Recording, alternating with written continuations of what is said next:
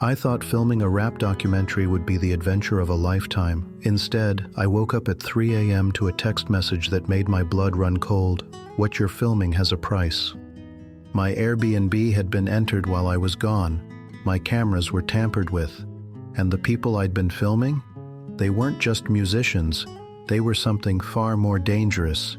This is the story of how I accidentally documented a cartel operation and barely made it out alive.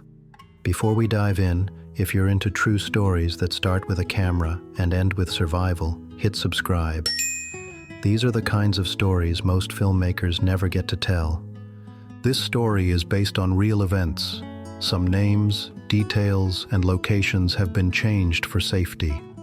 Now, let me take you back to where it all began. I landed in Guadalajara with a dream and terrible preparation, 2 cameras, a drone I'd barely practiced flying, and a notebook with the ambitious title, Resilience Through Music.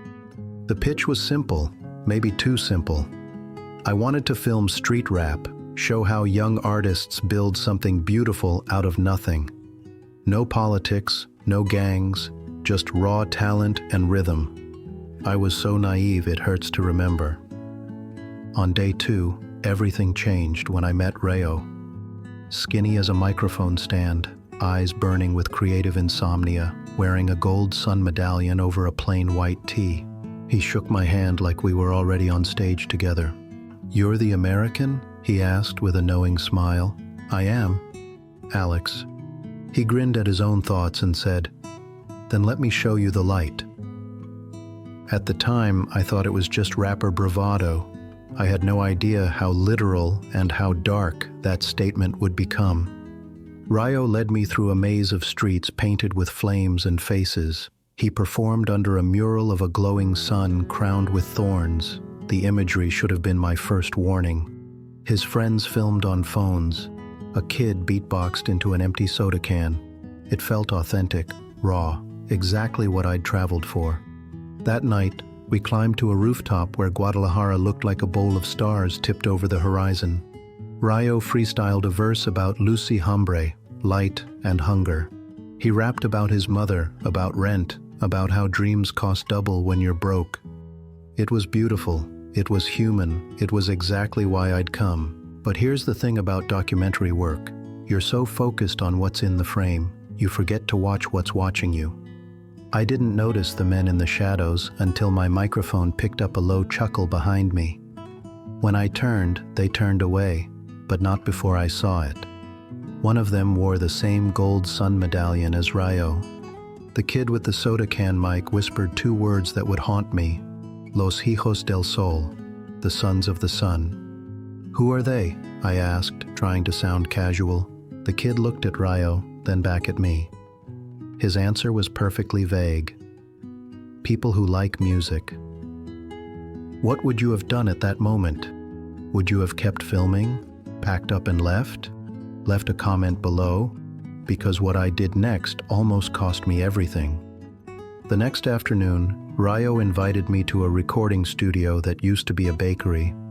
The place still smelled like sugar burnt into brick, that sweet, slightly charred scent that you can taste in the back of your throat.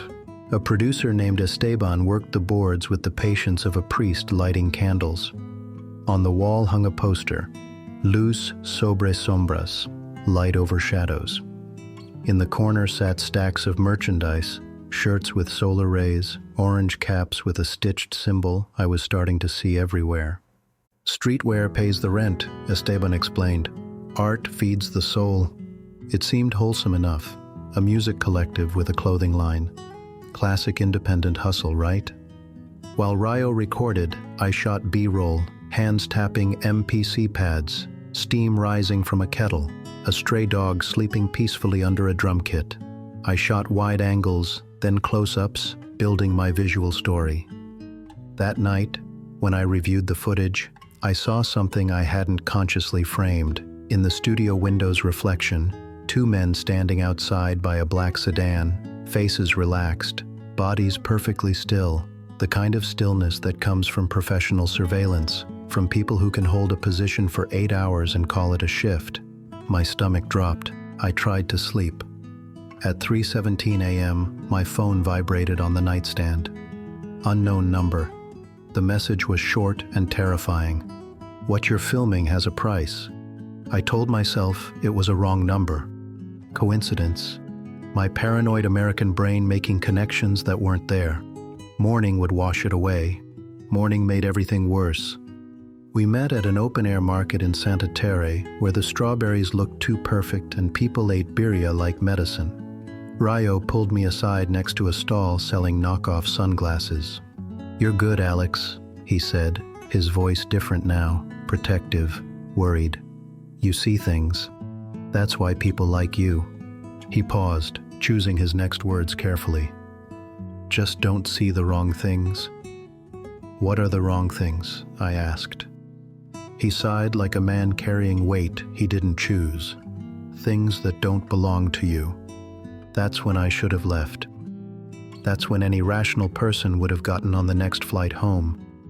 But documentary filmmakers have this fatal flaw. We believe the story is worth the risk. We believe we're observers, somehow protected by the camera between us and reality. We're wrong. That afternoon, I made my biggest mistake. I took the drone to the edge of the city where warehouses squatted like sleeping giants. I kept it high, legal altitude, just getting establishing shots. But a breeze pushed it sideways, and suddenly my screen showed something I wasn't supposed to see. A warehouse roof painted with graffiti, sun rays reaching toward a skull, a pickup truck reversing toward a service door, men unloading boxes with the careful precision of people handling explosives. In the live feed, my own face ghosted over the image, like I existed on both sides of the lens. The filmmaker and the filmed, the documenter and the documented. I brought the drone down fast, palms slick with sweat, throat dry as paper. I told myself, boxes are boxes, warehouses are warehouses. Men unload things every day. The mind sees patterns that aren't there. I was lying to myself and I knew it. When I got back to my Airbnb, the door was closed, but the chain was set from the inside. I stood in the hallway holding coffee and existential dread, trying to understand the physics of what I was seeing. Either I had a roommate I'd never met, or someone had rearranged the laws of reality. The security guard opened it with a hooked wire pulled from his pocket like a magic trick. Inside, nothing was stolen, but everything had shifted 1 centimeter to the left. My cameras sat exactly where I'd left them, but the batteries were completely drained. My laptop was open to the language settings page, like someone had tried to change my tongue. The guard shrugged. "Todo bien," he said. "All good." It was not all good. That night, another text arrived. "Your footage is our footage. You film for us, or you don't film again." I called Maya, my friend back in Austin, the one who taught me that the first rule of dangerous shooting is back up everything twice. Once for safety, once for sleep. "I might have accidentally caught something," I told her. "Accidentally?" Her voice was sharp. "Delete it. Leave the city. You're a documentarian, not a martyr." "What about the story?" Her answer was simple and brutal. "Stories don't publish if you're dead." Here's where it gets crazy, and I need you to pay attention because what happens next is the moment I went from observer to participant. The moment I stopped documenting their story and became part of it. If you're new here, hit that subscribe button now. In the morning, Rayo texted, "Warehouse show tonight. Come film, it'll be epic." I typed back, "Can't, leaving town." I deleted it before sending. Instead, I wrote, "What time?" The show was in El Salto, where industrial plants line the road like giant metal ribs. The warehouse door was painted with a sun that looked like it was breathing. Inside, lights pulsed. Bass hit like a slow tide you could feel in your bones. Teenagers wore gold sun medallions like school IDs. Boys in pristine sneakers moved with the awareness of people always being watched. Girls filmed everything on vertical screens, capturing moments they'd never fully experience. Rayo found me looking nervous and excited. That specific expression people wear before doing something they'll regret forever. "Stay with me," he said, gripping my shoulder. "Don't wander." "Who's running this?" I asked. He pointed to a man surrounded by an aura of controlled calm. El Cura, the priest. Black shirt, small golden sun pin, no visible tattoos, no jewelry. He looked like a teacher who'd stopped believing in the school system but still appreciated the beauty of chalk on a blackboard. The music cut. The room exhaled once. El Cura walked on stage like he was ascending church steps. "Somos luz que quema," he said into the microphone. "We are light that burns." Everyone answered, "Luz que quema." Then he smiled at me like he already knew my social security number. He nodded, and a young man brought me a camera case I'd never seen before, placing it in my hands like a sacred gift. "For you," El Cura announced, "a better lens for our city. Film tonight. The truth, not the lies they tell about us. No police, no drugs, just music and community. You will show the world. Yes?" The question wasn't actually a question. My mouth said yes before my brain could file a restraining order against my ambition. I opened the case. The camera was heavier than mine, smoother, professional grade. When I hit record, the time code was already rolling, had been rolling long before I touched the button. That's when I understood. The camera hadn't been given. It had been placed. Whatever I shot with it wouldn't belong to me. It never would. I filmed everything. The dancers. The faces lit up with genuine joy and manufactured purpose. The way those sun medallions caught the light like signals. I filmed Rayo on stage, sweating hope through every pore. A kid's hand reaching for the front rail. A door opening just enough to show two silhouettes with military still shoulders. I filmed until the room blurred into pure rhythm and adrenaline. When I lowered the camera, El Cura stood beside me. I hadn't heard him approach. "You see us?" he asked. "I see people," I said, choosing my words like they were landmines. He nodded slowly. "People like us need our own light. We learned long ago that if we don't make our story, someone else will make it for us and sell it back as fear." He patted the camera with something between affection and ownership. "This makes light. Use it well. What happened next saved my life, and I'm about to tell you exactly how." Backstage, Rayo grabbed my elbow hard enough to leave a bruise. "Alex, bathroom, now." "I'm fine. Now." He shoved me into a narrow hallway where concrete and bass created their own echo chamber. Then he did something I'll never forget. He pulled the SD card from the gifted camera and slid it into his mouth like a pill. He spit it into his palm, wiped it on his shirt, and pressed it into my hand, warm and slightly wet. "This one's yours," he whispered. "If they ask later, it fell, it broke, whatever. But don't walk out of here with their lens and their story." "You switched it?" My voice cracked. He nodded. "Esteban taught me. Cameras are mirrors. Mirrors are traps." My heart tried to escape through my throat. "Why are you helping me?" He looked at the floor, and for a moment the tough rapper disappeared, replaced by someone much younger. "Because I still want to be more artist than soldier." We split in the crowd. I turned my back to the stage and walked like all I carried was concert sweat. At the exit, two men blocked the door. One checked bags, smiling with the hospitality of trained suspicion. "Footage?" he asked when my turn came. "Memories," I said, trying to sound light. He laughed. "Those are worse." Rayo appeared out of nowhere, arms draped over both guards like they were cousins at a family reunion. "He's with me." "Documentary guy, we're doing a sunrise shot." The men hesitated. Everything balanced on that moment. My freedom, my footage, maybe my life. Then they stepped aside. Outside, the air tasted like hot metal and possibility. Rayo hugged me long and unexpected. "You need to leave," he said into my shoulder. "Tonight. Don't go back to your Airbnb, and don't text me." "What about you?" He shrugged like we were discussing the weather. "I'm from here. I know where the shadows are. You don't." Then he pressed a different SD card into my other hand. "This one is for me," he said.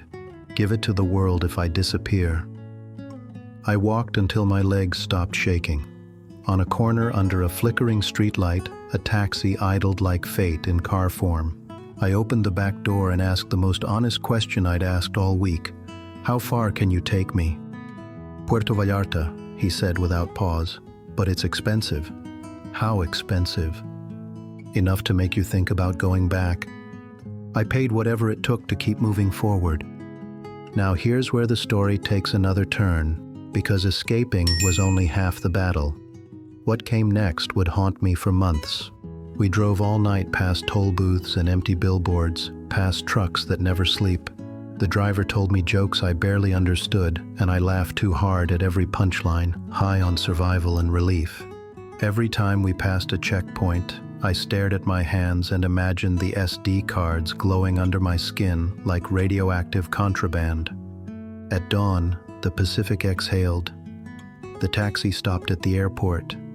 The driver studied me in the rearview mirror and said, "You look like you filmed a ghost." "Maybe the ghost filmed me," I replied. On the plane, I felt the kind of exhaustion that turns your body into furniture. I hid the SD cards inside the foam of my headphone case and tried to dream of anything brighter than a golden sun. Back in Austin, I went straight to Maya's apartment. We ate tacos on her floor like people who'd survived a small, undeclared war. She asked to see the footage. I pulled the SD cards out like pulling teeth. We watched my footage first. Kids dancing, Rayo's eyes shining with genuine passion, El Cura speaking like a man convinced by his own sermon. Nothing obviously criminal, nothing a prosecutor would stop a meeting for, but there was something else, a pattern. Maya paused and zoomed on a random frame. "Look at this," she said, pointing to the autofocus box. It kept tracking specific faces even when I moved the camera. She scrolled through more footage. The pattern was consistent. The camera kept focusing on people wearing sun pendants with 4 rays instead of 3. "It's tagging," she said quietly. "Somebody programmed this camera to identify who they're already watching." My blood went cold. The camera hadn't just been recording the event. It had been cataloging faces, building a database, creating a visual registry of members I'd never agreed to help compile. I'd been turned into an unwitting surveillance tool. We watched Rayo's card next, and it was completely different. Real interviews in kitchens, a mother's hands breaking tortillas, hunger and joy existing side by side. It was the same world without the sermon, without the propaganda. The light was softer, the shadows were honest. Maya looked at me. "What are you going to do?" "I don't know," I admitted. "If I publish the first one, I amplify them. If I publish the second, I make Rayo a target. And if you publish nothing, then I keep everyone safe and learn nothing." The following week, a video surfaced online. A slick montage of that warehouse night, perfectly edited, cinematic colors, emotional music. It showed kids smiling, community dancing, El Cura saying there are no criminals here, only creators. It was propaganda that felt like a hug. But here's what made my skin crawl. It used angles I remembered, but not from my camera. Someone else had been filming me while I filmed them. The observer observed. The documenter documented. And that's when I realized the full truth of what had happened in Guadalajara. I didn't sleep for 3 days straight. On the 4th day, an email arrived from an address that looked like a typo. Subject line, "We saw you choose." The body was empty except for one sentence. "People who carry light don't always have to burn."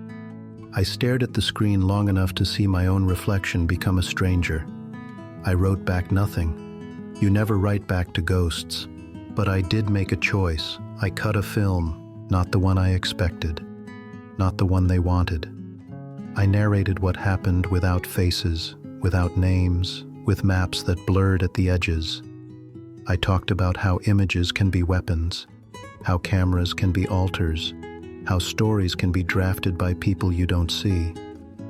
I showed Rayo rapping, but I pitched his voice down and turned him into a silhouette of sound. I cut out every medallion and logo, replaced them with circles of white light. I left silence where another filmmaker would put the loudest music. I ended the film with a question instead of an answer. Who owns the light when everyone is holding a candle? When it published, I braced for either nothing or everything. I got both. In the comments, teenagers wrote that they recognized the feeling if not the street. Journalists asked for raw footage. I said no and meant it. A kid from Tepic said the Sun logo had started appearing on shirts where he lived. Someone with a username full of numbers wrote, "Your Spanish got better at the end. Did you move here?" I blocked them and moved on. 3 weeks later, a small news item from Mexico, a warehouse fire outside the city. No deaths reported. The article called it electrical. The photo showed a wall that used to have a sun painted on it. The sun had been erased. I texted Rayo from a burner number I'd only use once. "Are you okay?" Hours passed like years. When the reply finally came, it wasn't words. It was a sound file, a verse recorded on a phone in a room with terrible acoustics. He rapped about shadows that learn to sing, about choosing your mother's hug over a stranger's crown, about light that warms instead of burns. The last line was a whisper. No soy soldado, soy canción. I'm not a soldier, I'm a song. I locked my door, set the chain, and listened twice. The second time through, I caught something under the verse, barely there, easy to miss. The rustle of a medallion knocking lightly against a microphone. He was still in, or maybe he'd never gotten out. I'd never know for sure. Months later, in a coffee shop in San Antonio, a man sat down across from me without asking. He had teacher's hands and a sun pin small enough to miss if you weren't looking. He ordered an espresso and didn't drink it. "You told a fair story," he said without introduction. "Most people don't." "I told my story," I corrected. He smiled, not unkind, but not friendly either. "Be careful with your next one." People mistake fairness for neutrality. Neutrality is a choice too. He stood and left a receipt under the cup. On the back, a single line in neat Spanish. El sol sale para todos, pero no todos miran al cielo. The sun rises for everyone, but not everyone looks at the sky. Outside, the day was bright and ordinary. Buses sighed. A child cried over dropped ice cream and was consoled with a second cone. I thought about Rayo, about El Cura, about how a camera makes saints and thieves out of regular people depending on the angle. I thought about how light is just a story we tell about fire that doesn't hurt us. Back home, I put the SD cards in a small metal box and slid it onto a shelf behind books I pretend to have read twice. Some nights, I still hear the bass of that warehouse under my floorboards. Some nights, I open the box and hold the cards like relics. On good nights, I don't. If you ask what I learned, here's the answer I can give without shaking. The line between documenting and doing someone else's PR is thinner than a medallion chain. In places where image is currency, a filmmaker is a bank teller who doesn't know who's behind the account. I thought I was filming a story. The story was filming me. In the edit, we both survived. So what would you have done? Would you have published the footage, stayed silent, tried to help Rayo escape? Drop your thoughts in the comments. I read everyone, and honestly, I'm still working through this myself. If this story resonated with you, if it made you think differently about documentary filmmaking or the power of images, do me a favor, hit that like button and subscribe. I share stories like this.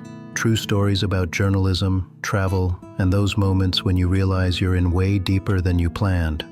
And if you're a creator, a traveler, or someone who works with cameras, learn from my mistakes. Don't film in unfamiliar places without a trusted fixer. Never accept gifted equipment without checking it thoroughly. Always back up your footage to encrypted drives you control, and remember, the safest footage is the footage you can ethically stand behind without endangering the people who trusted you. The sun rises for everyone, but not everyone looks at the sky. Stay safe out there.